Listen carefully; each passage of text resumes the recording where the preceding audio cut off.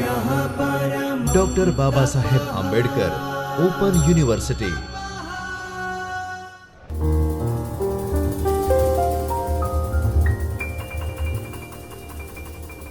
नमस्कार विद्यार्थी मित्रों, डॉक्टर बाबा साहब आंबेडकर ओपन यूनिवर्सिटी के चैतन्य स्टूडियो से मैं Shyam Murli Manohar Pandey, assistant professor political science, आप सभी का हार्दिक स्वागत एवं अभिनंदन करता हूं।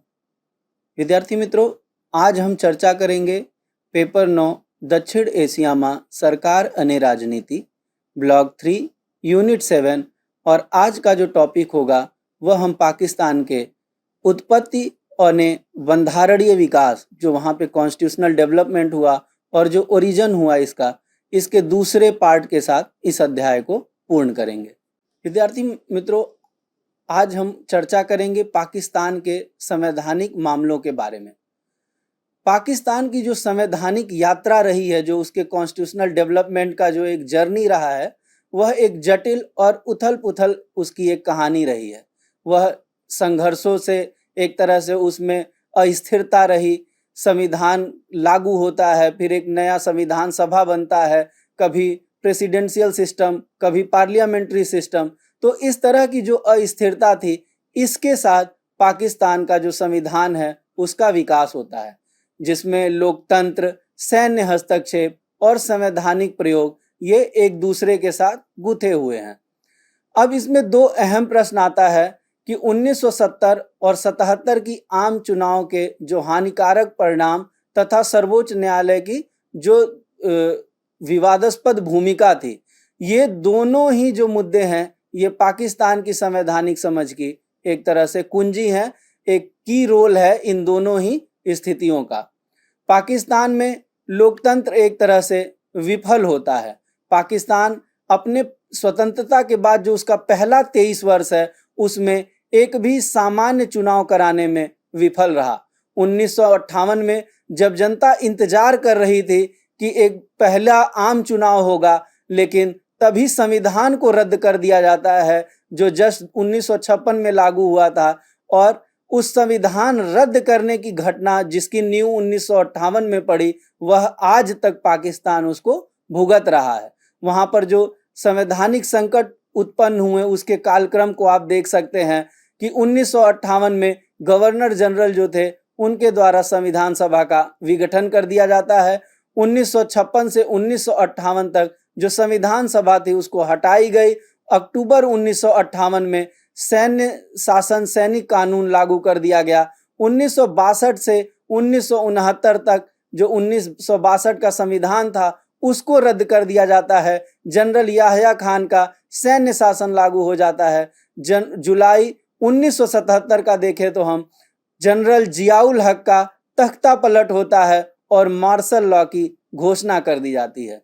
तो पाकिस्तान का जो संवैधानिक मामला है, अगर उसका अध्ययन करें तो वहां पे पहले लोकतंत्र, फिर सैन्य हस्तक्षेप और उसके बाद बार बार सैन्य शासन, लोकतंत्र और ये संवैधानिक जो प्रयोग था वह होता रहा। पाकिस्तान एक संवैधानिक प्रयोगशाला बन गया, जहां लगभग हर प्रयोग किया गया और हर विषय पर बहस हुई, लेकिन स्थिरता लाने में वो कामयाब नहीं रहे। पाकिस्तान को समझने के लिए जो 5 संवैधानिक विषय हैं उसको हम अध्ययन करेंगे। पहला, जैसे समवायी ढांचा, कि वो उसका फेडरल स्ट्रक्चर कैसा है, इस्लाम और राज्य और इस्लामी समाजवाद, कार्यपालिका जो वहाँ की एग्जीक्यूटिव है, सैनिक कानून और सशस्त्र जो बल हैं, इनके बारे में हम पढ़ेंगे। सबसे पहले समवायी ढांचा जो है, जो फेडरल स्ट्रक्चर है, उसको देखते हैं। केंद्र और प्रांतों के बीच जो शक्ति विभाजन था, वह प्रांतीय स्वायत्ता का जो स्तर था, संघीय संरचना का प्रश्न पाकिस्तान की राजनीति में बहसों का केंद्र रहा। जब वहां पर प्रेसिडेंशियल फॉर्म ऑफ गवर्नमेंट रहती है, तो जो प्रांत रहते हैं वो अधीन हो जाते हैं केंद्र के, लेकिन जब वहां चुनी हुई सरकार आती है तो प्रांतों को भी एक तरह से जो पावर का डिसेंट्रलाइजेशन होता है, जो सत्ता का विभाजन होता है, वह उनको मिलता है। इसी तरह इस्लाम और राज्य को देखें तो धर्म और शासन का संबंध पाकिस्तान में रहा है। क्या पाकिस्तान इस्लामी राज्य हो या धर्मनिरपेक्ष, यह भी अपने आप में वहां पर एक बहस का मुद्दा था। लेकिन हम देखते हैं कि बाद में पाकिस्तान को इस्लामिक राज्य घोषित किया गया। पृथक मतदाता मंडल और राष्ट्रीय भाषा जैसे जो प्रश्न थे वह भी इससे जुड़े हुए थे, क्योंकि पाकिस्तान जो पश्चिमी पाकिस्तान की जो भाषा थी वो उर्दू थी, जो पूर्वी पाकिस्तान की भाषा थी वो बांग्ला थी, और पश्चिमी पाकिस्तान जो शासन सत्ता में लंबे समय तक रहा था वह पूर्वी पाकिस्तान में भी उर्दू भाषा को थोपने की तैयारी कर रहा था और थोप रहा था। तीसरा, इस्लामी समाजवाद। इस्लाम के मूल्यों और जो समाजवादी आर्थिक नीतियां हैं, इन दोनों के समन्वय से जो भुट्टो का शासनकाल था उसमें यह विचारधारा चर्चित रही कि किस तरह से इस्लामिक समाजवाद को पाकिस्तान की शासन व्यवस्था से जोड़ा जा सकता है, जिसमें समाजवाद की जो आर्थिक नीतियां थी प्लस इस्लाम का जो एक मूल है, जो वैल्यू है, उस दोनों को जोड़ के वहां शासन किया जाए। कार्यपालिका, राष्ट्रपति या संसदीय प्रणाली, यह भी पाकिस्तान की जो संवैधानिक विकास यात्रा रही है उसमें एक संघर्ष देखने को मिला है। कार्यपालिका और विधायिका के बीच शक्ति संतुलन और न्यायपालिका की जो भूमिका थी, ये प्रश्न बार बार पाकिस्तान के संविधान के पर भी प्रश्न चिन्ह लगाते रहे हैं। सैनिक कानून और सशस्त्र बल, पाकिस्तान के शासन में सेना की बार बार होने वाली जो प्रत्यक्ष भूमिका थी वह भी सवालों के घेरे में रहता है कि पाकिस्तान की जो सेना थी वह इंटरनल डिस्टरबेंस या एक्सटर्नल थ्रेट्स को रोकने के लिए थी या पाकिस्तान के शासन व्यवस्था में हस्तक्षेप करने के लिए थी, क्योंकि हम देखते हैं कि वहां पर कई बार सैन्य तख्ता पलट हुआ, मार्शल लॉ लागू किया गया और इसका असर लोकतांत्रिक प्रक्रियाओं पे पड़ा, जो आज तक पाकिस्तान इससे उभर नहीं पाया है। पाकिस्तान की संवैधानिक यात्रा जो है वह यह सिद्ध करती है कि सामान्य चुनाव लोकतंत्र की आत्मा है और जो राष्ट्र इससे वंचित रहता है वह राजनीतिक अस्थिरता की कीमतें युगों तक चुकाता है, और यह हम पाकिस्तान के संदर्भ में आज तक देख सकते हैं। पाकिस्तान का संघीय ढांचा, इसकी समस्याएं क्या रही, संघर्ष क्या रहे, इस पे हम चर्चा करेंगे। 1947 से 56 के बीच जो पाकिस्तान में सबसे बड़ा प्रश्न था वह संघीय व्यवस्था, जो फेडरल स्ट्रक्चर है उसका स्वरूप कैसा होगा, क्योंकि पाकिस्तान दो भागों में एक तरह से जिसके बीच 1000 मील की दूरी थी, एक तरफ पूर्वी पाकिस्तान, दूसरी तरफ पश्चिमी पाकिस्तान, तो ये दोनों क्षेत्रों के बीच लगभग 1000 मील की दूरी थी। अब हम देखते हैं कि जो वहाँ की शासन व्यवस्था रहती है उसमें पश्चिमी पाकिस्तान का डोमिनेंस रहता है, उसमें भी पंजाब का वर्चस्व काफी देखने को मिलता है। जैसे कुल जनसंख्या का जो 60% आबादी वो पंजाबी, और सैन्य कर्मियों की अगर देखा जाए तो 70% आबादी जो थी वो पंजाबी। इसी तरह कृषि सिंचाई लाभों का जो 80 से 90% हिस्सा था वह पंजाब को मिलता था। तो ऐसी स्थिति में जो अन्य प्रांत थे वहां पर एक हलचल सी होती है। जो बंगाली क्षेत्र था, जो पूर्व बंगाल का क्षेत्र था, जो बलोचिस्तान का एरिया था, जो सिंध प्रोविंस था, प्रांत था, ये सारे जो प्रदेश थे ये भेदभाव महसूस कर रहे थे। और ऐसे में शेख मुजीबुर रहमान की जो अवामी लीग है वह 1965 में अपनी 6 सूत्रीय कार्यक्रम प्रस्तुत करती है, जिसमें वो बोलते हैं कि जो संघीय जो फेडरल स्ट्रक्चर इस हिसाब से बनाया जाए, ऐसा रखा जाए जिसमें रक्षा और विदेश नीति को केवल केंद्र के पास हो, बाकी सारे जो मामले हैं उनको प्रांतों को दिया जाए। याह्या खान का जो प्रयास था उसको हम देखते हैं कि एक व्यक्ति एक मत के आधार पर चुनाव हो, पूर्ण प्रतिनिधित्व और एक इकाई विघटन की जो योजना थी वह याह्या खान का एक प्रयास देखने को मिला उस दौर में। विभाजन का परिणाम, जो पाकिस्तान 2 हिस्सों में फिर से टूटा, उसमें हम देखते हैं कि आंतरिक संघर्ष की स्थिति हुई। पूर्वी पाकिस्तान में जो पश्चिमी पाकिस्तान की सेना थी, जो जिसमें मूलतः मैक्सिमम जो पंजाबी लोग थे, उन्होंने बंगालियों का दमन किया, कत्लेआम किया पूर्वी पाकिस्तान के एरिया में, और भारत की मदद से 1971 में बांग्लादेश की स्थापना होती है। उस वक्त जो मूल 4 प्रांत थे वह पंजाब, सिंध, बलूचिस्तान और नॉर्थ वेस्ट जो फ्रंटियर प्रोविंस था, ये चारों मतलब एग्जिस्ट करते हैं और इनकी जो आकार है, जनसंख्या है और जो प्रॉस्पेरिटी है, ये आपस में भिन्न होती है। तो ऐसे में जो पाकिस्तान है वहाँ अविश्वास और एक तरह से शासन व्यवस्था की जो वहाँ पे पोल खुलती है, वह इस हिसाब से कि पंजाब का जो डोमिनेंस था शासन व्यवस्था में, यह सामने आता है। 1973 का संविधान और जियाउल हक थे, उनका प्रहार, भुट्टो के नेतृत्व में 1973 का संविधान बनाया गया। 4 प्रांत जो प्रतिनिधि थे उनको स्वीकृति मिली और एक तरह से यह एक उपलब्धि मानी गई और द्विसदनीय संसद की व्यवस्था हुई। सत्ता की साझेदारी की बात आई। राष्ट्रीय सभा का जो चुनाव था वह प्रत्यक्ष चुनाव के द्वारा और जो सीनेट का चुनाव था वो प्रांतों से समान प्रतिनिधित्व, हर प्रांत से समान प्रतिनिधि सीनेट का हिस्सा बनेंगे। इसी तरह जो सत्ता साझेदारी की बात थी उसमें संघीय सूची में रेलवे, तेल, गैस, जल शक्ति और समान हितों की परिषद, एक धारा 153 में इसका उल्लेख देखने को मिलता है। इसी तरह से आपातकालीन प्रावधान भी 1973 के संविधान में देखने को मिलता है, जिसमें धारा 232, 234 आपात स्थिति में जो केंद्र है वह प्रांतों की सत्ता को अपने हाथों में ले सकता है और ऐसे में प्रांतीय स्वायत्ता जो है उसका क्षरण होगा, उसमें कमी आएगी।